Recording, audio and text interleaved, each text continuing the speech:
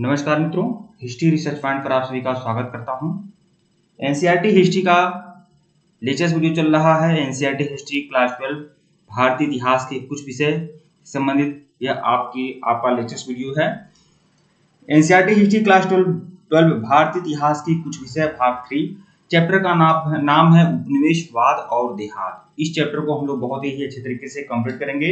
UPSC के लिए, state PCS के लिए, KBS, NBS, DSSB, TGT, PGT, BPSC, TGT, PGT सबके लिए इंपॉर्टेंट है ये। जो लोग हमारे कोर्स को ज्वाइन करना चाहते हैं, एनसीईआरटी हिस्ट्री का कंप्लीट कोर्स ज्वाइन करना चाहते हैं, पूरा handwritten notes, PPT notes, latest video, master test series सब कुछ आप लोगों को उपलब्ध मिलेगा। 1499 रुपए का कंप्लीट कोर्स है। जो लोग हमारे कोर्स को ज्वाइन करना चाहते हैं, हमारे ऑफिशियल व्हाट्सएप नंबर पर मैसेज कर सकते हैं। आइए शुरुआत करते हैं। और इसी तरह से आपको सब कुछ, सारे बेहतरीन मटेरियल्स, बेहतरीन नोट्स, टेस्ट सीरीज सब कुछ आप लोग को उपलब्ध मिलेगा। तो जो लोग हमारे कोर्स को ज्वाइन करना चाहते हैं, ज्वाइन कर सकते हैं, बिल्कुल ज्वाइन कर सकते हैं। अस्थाई बंदोबस्त क्या है आपको बता दूं। 1793 में लॉर्ड कॉर्नवालिस के समय में बंगाल में भू राजस्व व्यवस्था कैसे चलाई जाए, उसकी एक तरकीब थी अस्थाई बंदोबस्त। ठीक है, और यह अस्थाई बंदोबस्त के जनक माने जाते हैं लॉर्ड कॉर्नवालिस। 1793 में यह शुरू किया गया था। भू राजस्व की एक विधि है अस्थाई बंदोबस्त अथवा देखिए अस्थाई बंदोबस्त को एक और नाम है इस्तेमारी बंदोबस्त, जागीरदारी बंदोबस्त, ये सब नाम अस्थाई बंदोबस्त के दिया।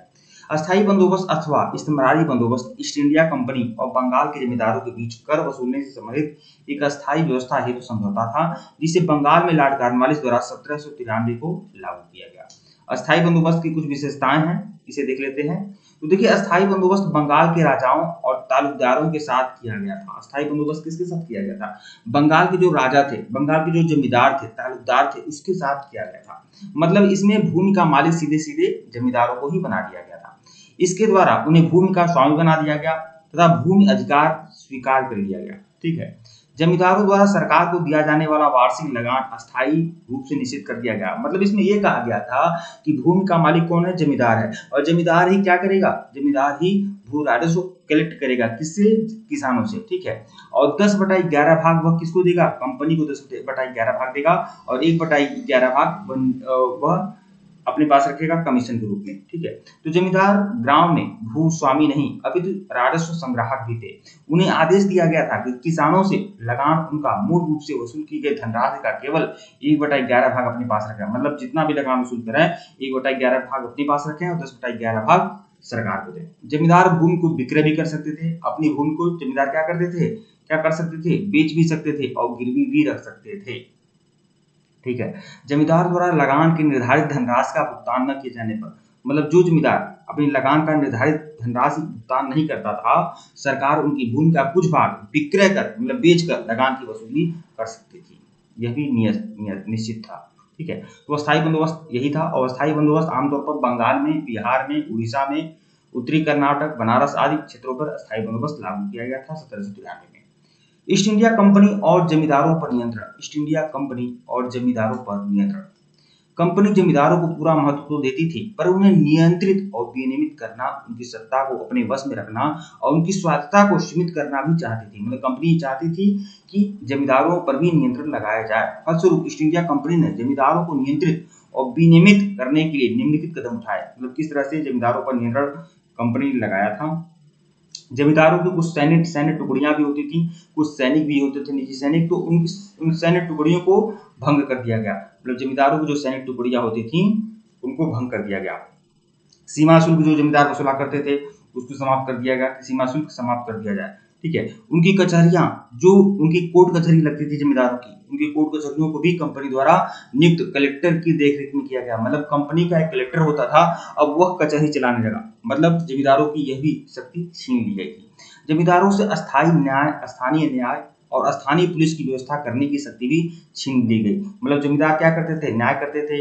वह पुलिस व्यवस्था भी उनके अंतर्गत था जमींदारों के पास। तो ये सब अधिकार छीन लिया गया। समय के साथ साथ कलेक्टर का कार्यालय सत्ता के विकल्पी केंद्र के रूप में उभर कर आया। ठीक है, और कलेक्टर का कार्यालय सत्ता के विकल्पी केंद्र के रूप में आया। मतलब हर क्षेत्र में कलेक्टर होता था और वह जमींदारों के समकक्ष होता था। ठीक है, जमींदारों के अधिकार को पूरी तरह से सीमित और प्रतिबंधित कर दिया गया था। ठीक है, अब जब बताइए जमींदारों के पास उनकी सैन्य टुकड़ियां भंग कर दी गई, सीमा शुल्क वसूल करने का जो अधिकार था वह भी उनका समाप्त कर दिया गया, कोर्ट कचहरी जो लगाते थे, जो न्याय करने की शक्ति होती थी, वह भी जमींदारों की छीन ली गई। हालांकि तभी उनका महत्व था, बहुत ज्यादा महत्व था, लेकिन एक तरह से इनडायरेक्टली छीन लिया गया था। ठीक है। सूर्यास्त कानून, देखिए मैंने आपको बताया ना कि जमींदार जो अस्थायी बंदोबस्त में जो भूमि का मालिक होता था, जमींदार ही होता था। तो जमींदारों से हम उम्मीद करती थी सरकार की वह जितना भी लगान कलेक्ट कर रहे हैं उसका 10/11 भाग वह कंपनी को देंगे, 1/11 भाग वह अपने पास रखेंगे। यह जमींदारों से सरकार यह चाहती थी। ठीक है, लेकिन यह नियम था कि आप जितना भी लगान वसूल करेंगे सूर्यास्त तक, मतलब सूर्य डूबने से पहले आप लगान को अंग्रेजी दफ्तर में पहुंचा देंगे। ठीक है, तो इसे ही सूर्यास्त कानून कहा जाता था। और जो जमींदार इस कानून का पालन नहीं करता था उनकी जमींदारी छीन ली जाती थी। देखिए इस व्यवस्था के अंतर्गत जमींदारों को एक निश्चित राशि पर भूमि दे दी गई थी। जमींदारों की मृत्यु के पश्चात उनके उत्तराधिकारी को भूमि का स्वामित्व प्राप्त हो जाता था। तो जमींदार की मृत्यु के बाद उस भूमि का मालिक कौन होता था? जमींदार का उत्तराधिकारी होता था। जमींदार को यह निश्चित राशि एक निश्चित समय को सूर्यास्त के पहले चुका देना पड़ता था। मतलब एक निश्चित राशि एक निश्चित समय पर सूर्यास्त के पहले चुका देना पड़ता था, नहीं तो उनकी जो जमीन होती थी वह नीलाम कर दी जाती थी। और इस कानून को ही सूर्यास्त कानून कहा जाता है। तो मतलब इस सूर्यास्त कानून के तहत ना बहुत सारे जमींदार थे जिनकी जमींदारियां भी छीन ली गई थी। ठीक है। झूम खेती, झूम खेती का मतलब आप जानते ही होंगे, जगह बदलकर खेती करना। मतलब पेड़ पौधे, जंगली जो पेड़ पौधे हैं उनको काट देना और काटने के बाद वहां खेती करना, फिर कुछ साल वहां पर खेती करना, उसके बाद फिर कहीं दूसरी जगह जाना और जंगल की भूमि को काट करके, जंगल के जो पेड़ पौधे हैं काट कर फिर उसे कृषि योग्य बनाना, यही झूम खेती है। ठीक है। असम, मेघालय, त्रिपुरा, मिजोरम, पूर्वोत्तर क्षेत्रों में झूम खेती होती है। देखिए झूम कृषि एक आदिम प्रकार की कृषि थी, पुरानी कृषि थी, जिसमें पहले वृक्षों और वनस्पतियों को काट कर उन्हें जला दिया जाता था। पहले वृक्ष और वनस्पतियों को काट कर जलाया जाता है और साथ ही साफ की गई भूमि को पुराने उपकरणों और लकड़ी के हलों आदि से जुताई करके बीज बो दिए जाते हैं। जब तक मिट्टी में उर्वरता विद्यमान रहती है इस भूमि पर खेती की जाती है। झारखंड में झूम कृषि को, झारखंड में जो झूम कृषि होती है उसे कुरुआ कहा जाता है, कुरुआ। ठीक है, झूम कृषि को झारखंड में कुरुआ कहा जाता है। हालांकि सरकार रोक लगाती है। ठीक है। संथाल विद्रोह के कारण, संथाल विद्रोह हुआ था औपनिवेशिक काल में, उसके क्या कारण है? तो देखिए संथाल विद्रोह कब हुआ था? 1855-56 में संथाल विद्रोह होता है। ठीक है। देखिए साहूकारों, जमींदारों और औपनिवेशिक राज्य के विरुद्ध संथाल विद्रोह 1855-56 के में हुआ था। इसके निम्नलिखित कारण है। संथालों के नियंत्रण वाली भूमि पर सरकार भारी कर लगा रही थी। ऐसा संथाल विद्रोह क्यों हुआ? 1855-56 में हुआ था। सिद्धू और कान्हू के नेतृत्व में संथाल विद्रोह होता है।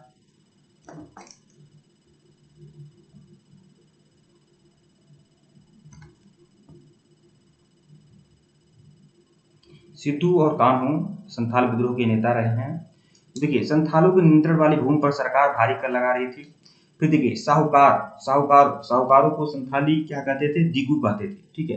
तो साहूकार बहुत ऊंची दर पर ब्याज लगा रहे थे और कर्ज न अदा करने पर जमीन भी कब्जा कर लेते थे। किसकी? संथालों की। इसीलिए संथाल विद्रोह हुआ। तो ये सभी असंतोष था उनका। ठीक है, संथालों का। जमींदार लोग दामन इलाके में अपने नियंत्रण का उस पर दावा कर रहे थे। संथाल जो जमींदार लोग जो थे वह दामन इलाका में दामिन एक कोह कहा जाता है। संथालों का इलाका दामिन एक कोह। ठीक है, राजमहल की पहाड़ियां, वहां पर जमींदार लोग क्या करते थे? उनकी भूमि कब्जा कर लेते थे। ठीक है।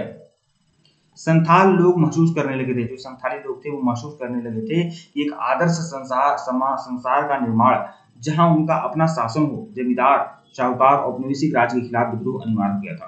तो संथाल लोग ये मानते थे कि उनका एक स्वतंत्र अस्तित्व है और वह आदर्श संसार में रह सकते हैं। इसीलिए जमींदारों के खिलाफ, साहूकारों के खिलाफ औपनिवेशिक राज्य के खिलाफ ये विद्रोह करते थे, क्योंकि ये सभी लोग मिलकर किसका शोषण कर रहे थे? संथालों का शोषण कर रहे थे।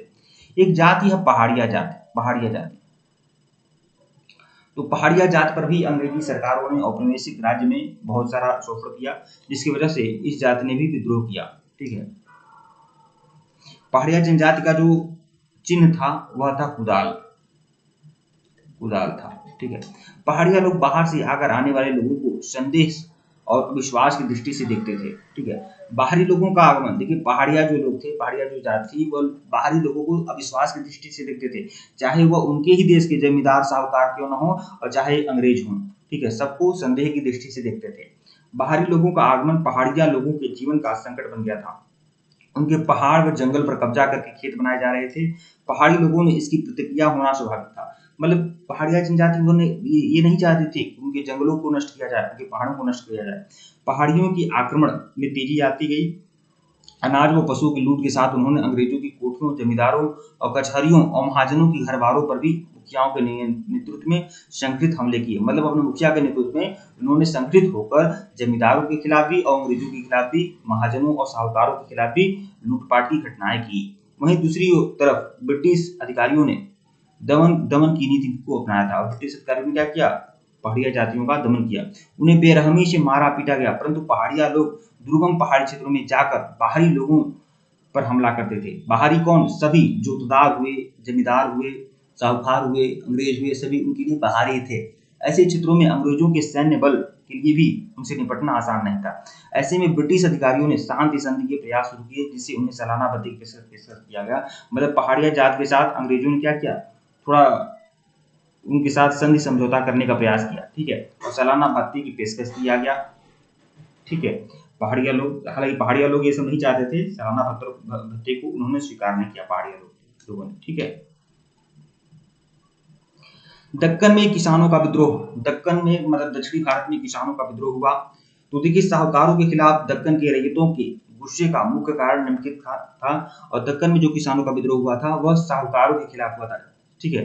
साहूकार जो थे वो ऊंची ब्याज पर ऋण देते थे, और जब ऋण किसान चुका नहीं पाता था तो वो साहूकार जो करते थे उनकी जमीन, उनके धन को कब्जा कर लेते थे, ठीक है।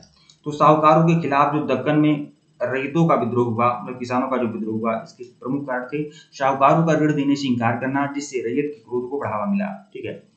वे और गहरे कर्ज में डूब गए थे और वे जीवित रहने के लिए साहूकारों पर पूरी तरह से निर्भर हो गए थे, ठीक है।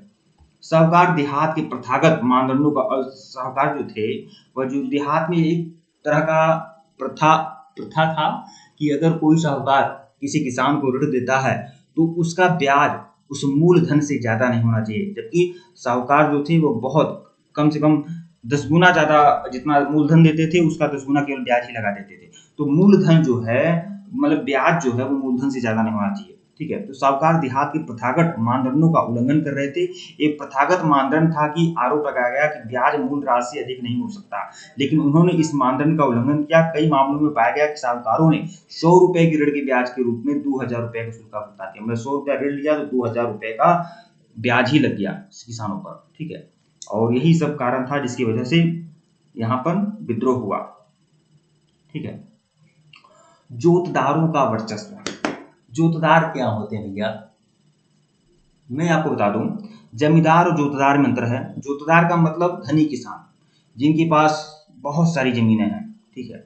वो भी जमींदारों की भांति अपने आप को मानते थे। हालांकि जमींदार और जोतदार में बहुत ज्यादा फर्क था, लेकिन तब भी एक जोतदार का मतलब जिसके पास जमीन है, एक धनी किसान जिसके पास बहुत सारी जमीनें हैं। तो जोतदारों का वर्चस्व, तो देखिए ग्रामीण बंगाल में बहुत सी इलाकों में जोतदार काफी शक्तिशाली हो गए थे। वे जमींदारों से भी अधिक प्रभावशाली थे। उनके शक्तिशाली होने के निम्नलिखित कारण थे। 19वीं शताब्दी के प्रारंभिक वर्षों तक आते आते जोतदारों ने जमीन के बड़े बड़े रकबे, जो कभी कभी तो कई हजार एकड़ में फैले थे, अर्जित कर लिए थे, ठीक है। स्थानीय व्यापार और साहूकार के कारोबार पर भी उनका नियंत्रण था। इस प्रकार वे उस क्षेत्र के गरीब काश्तकारों पर व्यापक शक्ति का प्रयोग करते थे, ठीक है। गांव में जोतदारों की शक्ति जमींदारों की ताकत की अपेक्षा अधिक प्रभावशाली होती गई। मतलब जमींदार तो था तो कई गांवों को देखता था, बहुत सारे सैकड़ों गांव को देखता था, ठीक है। तो और जोतदार होते थे 3 4 5 गांव होते थे, तो उन पर उनका अच्छा नियंत्रण था।